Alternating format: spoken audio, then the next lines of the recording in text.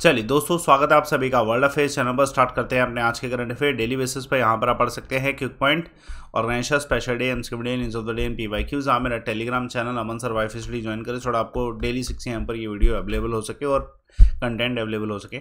17 अप्रैल आज के दिन वर्ल्ड हेमोफीलिया डे ऑब्जर्व किया जाता है। ये ब्लीडिंग डिसऑर्डर है जिसकी अवेयरनेस के लिए ये ऑब्जर्व किया जाता है। देखिए, इसकी शुरुआत जो है वर्ल्ड फेडरेशन हेमोफीलिया ने 1989 में की थी। 17 अप्रैल को इसे सेलिब्रेट इसलिए किया जाता है क्योंकि जो वर्ल्ड फेडरेशन हेमोफीलिया है, इसके जो फाउंडर हैं फ्रैंक स्नेमल, इनका जो है बर्थ एनिवर्सरी इस दिन है, तो इसलिए ऑब्जर्व किया जाता है। अदरवाइज अगर देखा जाए तो इसको पहली बार डिस्कवर किया गया था 10th सेंचुरी में, जो कि एक ब्लीडिंग माइनर सी इंजरी से भी अगर ब्लीडिंग कोज की वजह से अगर डेथ होती है तो वो हेमोफीलिया का इशू होता है। चलिए देखिए, पहला क्वेश्चन आप सभी के सामने।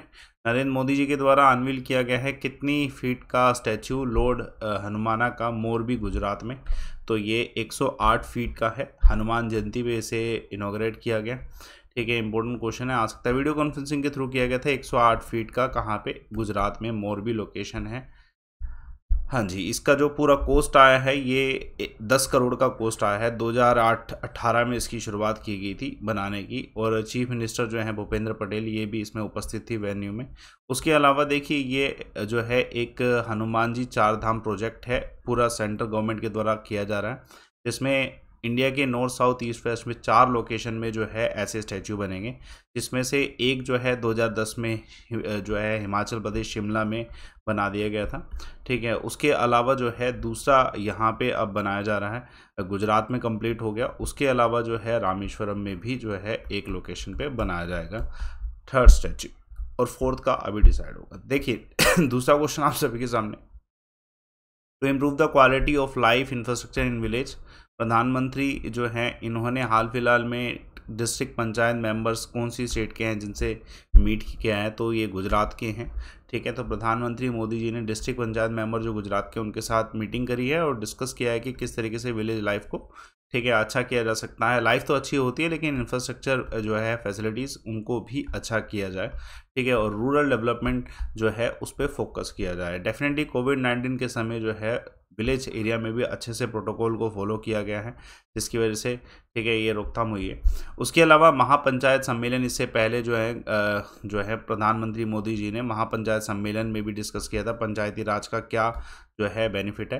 पंचायती राज सिस्टम 73rd अमेंडमेंट से संबंधित है, और इसको किस दिन मनाया जाता है? नेशनल पंचायती राज डे 24 अप्रैल को ऑब्जर्व किया जाता है। देखिए एक और क्वेश्चन, हिमाचल प्रदेश के सीएम ने अनाउंस किया है कि कितने % डिस्काउंट मिलेगा HRTC बसेस में वुमेंस को? जैसे दिल्ली में इट्स फ्री और हिमाचल प्रदेश में 50% डिस्काउंट होगा। 2-3 अनाउंसमेंट की गई है चीफ मिनिस्टर जयराम ठाकुर जी के द्वारा। पहला 50% डिस्काउंट का और दूसरा जो है पावर कंजम्पशन, ये इधर स्पेसिफाई लिखा है कि अगर 1 जुलाई से ऐसा होने वाला है कि अगर 125 यूनिट्स हैं तो डेट विल बी फ्री। तो ये एक अनाउंसमेंट किया गया है। इंपॉर्टेंट क्वेश्चन आ सकता है। ठीक है, और ये अभी एक अनाउंसमेंट और हुई है कि 5 करोड़ एक्सपेंडिचर जो है फलत्राला रोड जो है वहाँ पे दिया जाएगा, चंबा हेडक्वार्टर में। इसका अनाउंसमेंट किया गया था। क्योंकि ये किस दिन हुआ है? क्योंकि हिमाचल प्रदेश जो है फाउंडेशन डे से संबंधित है। चलिए देखिए एक और क्वेश्चन। बताइए, इंडिया मैन हॉकी टीम ने कौन सी टीम को हराया है 3-1 के स्कोर से? तो आंसर है जर्मनी। तो अभी FIH जो प्रो लीग हो रही है, उसमें कलिंग स्टेडियम भुवनेश्वर में इंडिया ने जर्मनी को 3-1 से हराया, जिसमें 3 स्कोर जो है इंडिया की तरफ से आया। पहला सुखजीत, दूसरा वरुण कुमार जी, तीसरा अभिषेक। और जो हारने वाली टीम जर्मनी है, जर्मनी का एक ही गोल कर पाए थे, वो भी एंटन बोकेल ने किया है। चलिए let's see the next question. देखिए महत्वपूर्ण सवाल है, कौन सी कंट्री है जहाँ पे, कौन सी कंट्री जो है इजिप्ट में एक्सपोर्ट करने वाली है wheat due to disruption of supply from Russia and Ukraine? तो इंडिया करने वाली है। ठीक है, इंडिया ने वैसे भी PM मोदी जी ने अभी इससे पहले एक अनाउंसमेंट किया है, India is ready to supply food to everyone in the world. तो अभी उसी के तहत वैसे ये चल रहा है कि इजिप्ट में रशिया और यूक्रेन की सप्लाई बंद होने की वजह से जो है इजिप्ट जो है ले नहीं पा रहा है वीट, है ना। इंपोर्ट करने में इजिप्ट सबसे आगे है। ठीक है, तो इस वजह से कॉमर्स मिनिस्टर पीयूष गोयल जी की तरह अनाउंसमेंट किया गया कि हम इजिप्ट में जो है सप्लाई करने वाले हैं। Egypt is one of the world largest importer of wheat. तो ये अनाउंसमेंट किया गया है कि इस बार जो है we are aiming to export 3 million ton wheat to Egypt this year. ठीक है। इससे पहले 6.1 मिलियन टन वीट जो है 2021 में इजिप्ट ने इंपोर्ट किया था, and India was not the part of that country जहाँ से इंपोर्ट किया था, लेकिन अब इंडिया जो है पार्ट है। उसके अलावा इससे पहले इजिप्ट की एक डेलीगेशन इंडिया आई थी टू सी अब की किस तरीके का जो है पोर्ट फैसिलिटी है, कैसे वीट आ सकता है। तो इन सब फैसिलिटीज़ को देखने के बाद ही इस चीज़ को कंफर्म किया गया। यूनियन मिनिस्टर कौन है जिन्होंने फ्लैग ऑफ किया है फर्स्ट फ्लाइट कसोड़ से मुंबई? तो ये डेफिनेटली स्किंदिया जी हैं। तो ये union minister of civil aviation Scindia ji के द्वारा फ्लैग ऑफ किया गया फर्स्ट फ्लाइट, जो कि गुजरात के कसोड़ से महाराष्ट्र की मुंबई तक जाने वाली है, एंड वाइस वर्सा। ये किसके अंदर है? ठीक है, उड़े देश का नाम जो आम नागरिक है उड़ान स्कीम के अंडर जो है इसे किया जाएगा। फर्स्ट फ्लाइट जो है अलायंस एयर के द्वारा जो है लॉन्च की गई है। रीजनल कनेक्टिविटी को बढ़ाया जा रहा है सो डैट कि हर एक आम आदमी जो है जुड़ पाए। ठीक है, तो उड़ान का जो RCS स्कीम है मिनिस्ट्री ऑफ सिविल एविएशन, इसके तहत 415 रूट कनेक्ट किए हैं 66 एयरपोर्ट से, और इसकी शुरुआत 21 अक्टूबर 2016 में हुई थी नेशनल सिविल एविएशन पॉलिसीज़ के तहत। चलिए देखिए महत्वपूर्ण सवाल, रिसेंटली रजिस्ट्रेशन अमरनाथ यात्रा की कितने बैंक्स में स्मूथली स्टार्ट हो चुकी है? तो आंसर है इस क्वेश्चन का 446 बैंक्स। देखिए इनका रजिस्ट्रेशन बैंक से ही होता है, तो इसके बारे में आपको बता देता हूँ। 2 रूट हैं जो अमरनाथ यात्रा के हैं, पैतला बतलाल और दूसरा है चंदवारी। ठीक है, और इसके जो रजिस्ट्रेशन है 446 ब्रांचेस में हो रहे हैं, जिसमें बैंक्स के नाम है Jammu Kashmir, yes bank, PNB and SBI bank. ये लिमिटेड बैंक्स हैं जहाँ पे इनके रजिस्ट्रेशन हो रहे हैं। 2 साल पहले तक, अभी तक 2 साल तक ये यात्रा नहीं हुई थी कोविड-19 की वजह से और आर्टिकल 370 के हटने की वजह से, लेकिन अब इसे शुरुआत की गई है।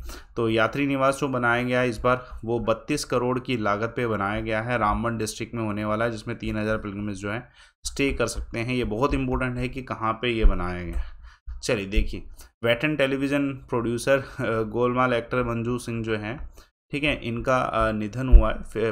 मूवी थी इसमें भी एक्ट किया है इन्होंने अच्छे से। 74 इनका निधन हुआ है, तो इनके बारे में जान लेते हैं। पहला तो मंजू सिंह जी का जो पॉइनियर है वो इंडियन टेलीविज़न इंडस्ट्री में है। ठीक है, दूसरा इनके द्वारा रिमार्केबल वर्क जो किया गया स्वराज, एक कहानी, शो टाइम्स अमंग अदर्स है। ठीक है, तो ये सब चीज़ें हैं जो इनके बारे में। इनके एक व्यक्ति हैं जो इनको अच्छे से जानते हैं, सोमनाथ, इनके द्वारा भी बहुत सारी स्टेटमेंट जो हैं इनको लेके कही गई है कि इन्होंने कैसे अपने करियर की शुरुआत करी, टेलीविज़न प्रोड्यूसर बने ये 1983 में शो टाइम्स में एंड ऑल। चलिए देखिए महत्वपूर्ण सवाल, हाल फिलहाल में कौन सी कंट्री ने सेलिब्रेट किया 110वां बर्थ एनिवर्सरी किम सेकेंड शॉन्ग का? तो ये ऑब्वियसली नॉर्थ कोरिया के द्वारा जो है किया गया है। ठीक है, नॉर्थ कोरिया ने सेलिब्रेट किया है 110वां anniversary birth of king Sung, जो कि इस समय के जो हेड हैं लीडर किम योंग, उनके ग्रैंडफादर हैं। ठीक है, तो ये एक नेशनल मीटिंग हुई थी जिसमें जो है जो संग स्क्वायर है वहाँ पे इसे जो है सेलिब्रेट किया गया है और ऑफिशियल स्टेटमेंट जो है आई। ठीक है, इनका निधन कब हुआ था? ठीक है, 1994 में इनका निधन हुआ था। ठीक है, ऑथोरिटेरियन रिजाइम है वैसे भी नॉर्थ कोरिया में, आप सभी जानते हैं। चलिए देखिए क्विक पॉइंट, आज के आयरन बीम डिफेंस सिस्टम किसने बनाया? इजराइल ने। एयरक्राफ्ट डोर्नियर 228 एयरक्राफ्ट जो है इसकी शुरुआत हो चुकी है। कौन सी कंपनी ने इसे डेवलप किया है? तो हिंदुस्तान एरोनॉटिक्स लिमिटेड ने। First India made commercial aircraft है ये। ठीक है, तो दूसरा एक और क्वेश्चन। ठीक है, हाल फिलहाल में यूरोपियन कंट्रीज़ ने रिजेक्ट किया है कि एक स्टेटमेंट आई थी कि इंडिया को इनवाइट किया जाएगा G7 समिट के लिए कि नहीं। तो जर्मनी ने ऐसा कहा है कि ऐसी स्टेटमेंट दी है कि हमने किसी ने रिजेक्ट नहीं किया है। चलिए देखिए, कल एक सवाल पूछा गया था कुन्नोक सन टेम्पल से संबंधित किसने बनाया? तो अंकिता रैना के द्वारा बिल्कुल सही आंसर, नरसिम्हदेव फर्स्ट। और आज का सवाल देखिए, व्हाट इज़ द इसको कमेंट बॉक्स में आंसर दे दीजिए। प्लांट के जो सेल वेल हैं वो किससे बनते हैं? सेल वेल किससे बनते हैं? तो आप कमेंट बॉक्स में बताइए। टेलीग्राम चैनल ज्वाइन करिएगा अमन सर वाइफ स्टडीज, और आप मुझसे कनेक्ट हो सकें, और ये कॉम्बैक ज्वाइन करिएगा लाइव अमन कोड यूज़ करके, लिंक डिस्क्रिप्शन बॉक्स में है। रिपोर्ट एंड विन का ऑप्शन यूटिलाइज करिए। और देखिए अभी एक नया बैच आ रहा है, कंप्लीट GS का बैच। अगर आप अपनी GS कंप्लीट करना चाहते हैं तो आपको ये जो है बैच ज्वाइन कर लेना चाहिए। सिंगल सब्सक्रिप्शन में आपको सब कुछ अवेलेबल होगा, किसी भी एग्ज़ाम में जुड़ सकते हैं। आपको इसका लिंक भी डिस्क्रिप्शन बॉक्स में आज मैं दे रहा हूँ। स्पेशली लाइव अमन कोड यूज़ करना, जिससे आपकी फ़ीस कम हो जाए, आपको डिस्काउंट मिल जाए, बेनिफिट आपको हो जाए, नए बैचेस आपको अवेलेबल हो। चलिए सेशन को लाइक करिए, शेयर करिए, चैनल को सब्सक्राइब करिए। Thanks a lot for watching.